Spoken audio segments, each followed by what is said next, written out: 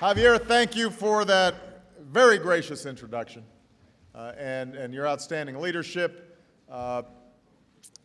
Let me begin by saying that I could not be happier that one of my most important friends and partners is still leading our Democrats in the House of Representatives. I love Nancy Pelosi. Give her a big round of applause. Love Nancy Pelosi.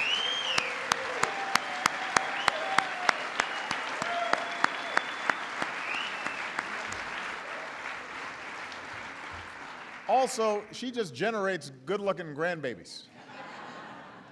They're all so handsome and sharp and beautiful. To Steny Hoyer and Jim Clyburn, as well as Javier and Joe Crawley, thank you so much for the great work that you guys are doing each and every day.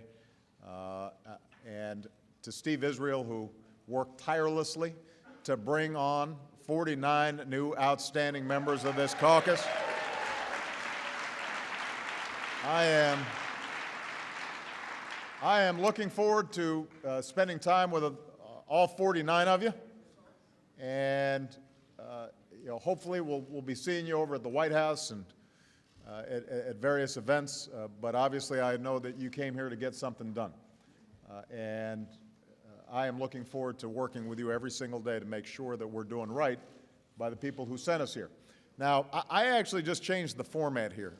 I called an audible because originally the way this was scheduled was I was just going to talk and then I was going to shake some hands, and I thought since this is not a shy bunch, it might make sense for me to take some questions and some advice I'm sure you guys have for me. So what I'm going to do is I'm just going to make some few points at the top, and then what I'd like is maybe Javier or Steve or somebody can come up here and you can call on folks, and we'll spend a little time with Q&A before I get a chance to say hello to everybody. And part of the reason I want to keep my remarks short is because I just made a pretty long speech a couple of weeks ago, and I'm about to make another one next week, and I don't want you guys tired of me. But obviously, I'm deeply grateful to have been reelected, and I'm humbled by the support that I received from all across the country.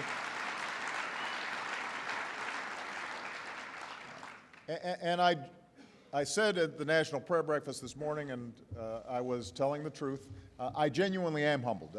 The fascinating thing about this job is the longer you're in it, the more humble you get, and the more you recognize your own imperfections, and you try to make up with effort and hard work those gaps in your personality or your intelligence that become so apparent to everybody on the daily news every day. But even as I think it's important to be humbled by the privilege of this office and the privilege of serving in the United States Congress, even as it's important not to read too much into any particular political victory, because this country is big, it is diverse, it is contentious, and we don't have a monopoly on wisdom, and we need to remember that. Despite all those things, I think it's also important for us to feel confident and bold about the values we care about and what we stand for. And I tried to do that in my inauguration speech, and I'm hoping that we all do that over the next 4 years. Because when I think about what it means to be a Democrat in this day and age, I start with the basic proposition that we are all created equal, that we're all endowed by our Creator with certain inalienable rights. And my governing philosophy and my interest in public service grows out of how we make that union more perfect for more people day in, day out. And that starts with an economy that works for everybody. Throughout my campaign and throughout many of your campaigns, we talked about this bedrock notion that our economy succeeds and our economy grows when everybody's getting a fair shot and everybody's getting a fair shake and everybody's playing by the same rules. That we have an economy in which we're growing a vibrant middle class, that it grows from the middle out and the bottom up, not from the top down. And over the next 4 years, as I work with this caucus and every caucus, the question I will ask myself on every item, every issue is this helping to make sure that everybody's got a fair shot and everybody is doing their fair share and everybody's playing by the same rules? Because I believe that is a growth agenda, not just an equity agenda, not just a fairness agenda. That is a growth agenda. That is when we have grown fastest.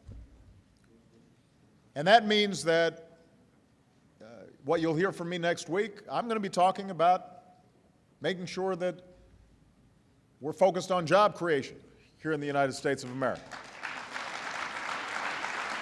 It means that we're focused on education and that every young person is equipped with the skills they need to compete in the 21st century. It means that we've got an energy agenda that can make us less dependent on foreign oil, but also that we're cultivating the kind of clean energy strategy that will maintain our leadership well into the future.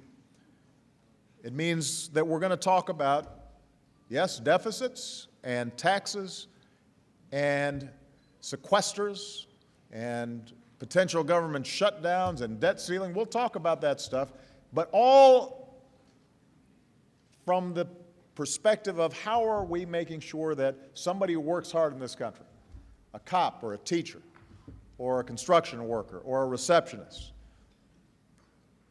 that they can make it if they work hard, and that their kids can make it and dream even bigger dreams than they have achieved. And obviously, a lot of what we'll be working on initially over the next few weeks is going to be on how do we deal with the sequester issue. And I just want to make this quick point. I had a press conference this week in which I reiterated I am prepared, eager, and anxious to do a big deal, a big package that ends this governance by crisis, where every 2 weeks or every 2 months or every 6 months, we are threatening this hard-won recovery where finally housing's starting to pick up and commercial real estate's starting to do better, and the unemployment numbers are still too high, but we're seeing some job growth and businesses are investing and manufacturing's doing well, and we continue to have these self-inflicted crises here in Washington that suddenly leads everybody to tap the brakes. And so what I said this week was, I want to do something big to provide certainty and steadiness for the economy and for American families. And that means a balanced package that will reduce our long-term deficit and debt, but that still allows us to invest in those things that we need to grow right now, because that's also a deficit reduction agenda, us growing faster. And in order to have a balanced package, that means that we've already done a lot of cuts. We've done some revenue now. And so the rest of the way moving forward, we can do some additional reforms and make our health care programs work better and make them more efficient. And we can cut out programs that we don't need. But it also means that we've got to be able to close some tax loopholes and deductions that the average American cannot take advantage of, to raise the revenue, to actually do the job in a way that allows us to continue to grow. Now, the reason this is relevant is because I gather, and I haven't gotten this from first-hand sources, but from second-hand sources in the press, that our friends on the other side of the aisle, their position is, we're concerned about the sequester, we recognize that just cutting the federal spending with a meat axe as opposed to a scalpel is probably damaging. It'll damage our national security. It'll damage our educational system. We'll have kids getting kicked off a Head Start. It'll mean people who have disabled kids suddenly having less help. They recognize that the sequester is a bad idea, but what they've suggested is that the only way to replace it now is for us to cut Social Security, cut Medicare, and not close a single loophole, not raise any additional revenue from the wealthiest Americans or corporations who have a lot of lawyers and accountants who are able to maneuver and manage and work and game the system. And I have to tell you, if that's an argument that they want to have before the court of public opinion, that is an argument I'm more than willing to engage in, because I believe the American people understand. I believe the American people understand that, yes, we need to reduce the deficit, but it shouldn't just be on the backs of seniors. It shouldn't just be on the backs of young people who are trying to get a college education. It should not just be on the backs of parents who are trying to give their kids a better start in life. That all of us have to participate. And that if, in fact, it's important for us to make sure we've got a strong national defense and that we reduce our spending in a smart way, we sure as heck should be willing to ask those of us who are luckiest in the society to close a few loopholes and deductions that the average American doesn't get. And if that's the choice that we've got, I promise you we can win that debate, because we're on the right side of this, this argument. And I expect that you guys will be with me on that. Last point I'll make. Obviously, economic growth is a priority, but making sure that we're opening up opportunity for everybody is also important, and that's why immigration reform is so critical.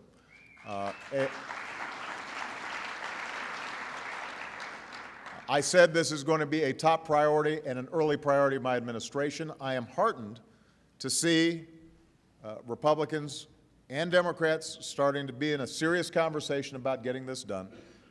Now is the time. I recognize that the politics aren't always easy. There are regional variations. I understand that in some places this may end up being a tough issue. But what I also know is that part of our strength is our youth and our dynamism and our history of attracting talent from all around the globe. And I've seen that talent in some of the young dreamers that I've met who want to serve in our military, want to get an engineering degree, want to help build this country, want to start a business. And I want to make sure that that American future is secured. So we need to get immigration reform done, and I'm going to be pushing hard to get it done early. And we're also going to have to make sure that we keep the American people safe, which means that we're going to continue to work, even as we draw down our troops in Afghanistan, to go after those who would attack America. And we've got to be mindful about steps we can take to end the cycle of gun violence in this country, and we should do so. And we should do so recognizing that, again, there are regional differences here, and we should respect those. And guns mean something different for somebody who grew up in a farm in a rural community than somebody who grew up in an inner city. And they're different realities, and we have to respect them. But what we know is the majority of responsible gun owners recognize we cannot have a situation in which 20 more of our children, or 100 more of our children, or 1,000 more of our children are shot and killed in a senseless fashion. And that there are some common sense steps that we can take and build a consensus around. And we cannot shy away from taking those steps. So, bottom line is this, people, we got a lot of work to do. What we've learned over the last 4 years, at least what I've learned over the last 4 years, is that it won't be smooth, it won't be simple, There will be frustrations. There will be times where you guys are mad at me, and I'll occasionally read about it. But as long as we keep in mind why we came here in the first place, as long as we think back to whatever inspired each of us to say, maybe I can give something back, maybe I can make a difference, maybe my purpose here on earth is not just thinking about what's in it for me, but thinking about what's in it for the broader community, for my neighborhood, for my state, for my country. If we keep that in mind every single day, I have no doubt that we will continue the extraordinary progress that we've made already. And as a byproduct of doing that good work and keeping that focus, I would expect that Nancy Pelosi is going to be Speaker again pretty soon. All right? So thank you very much, everybody. God bless you.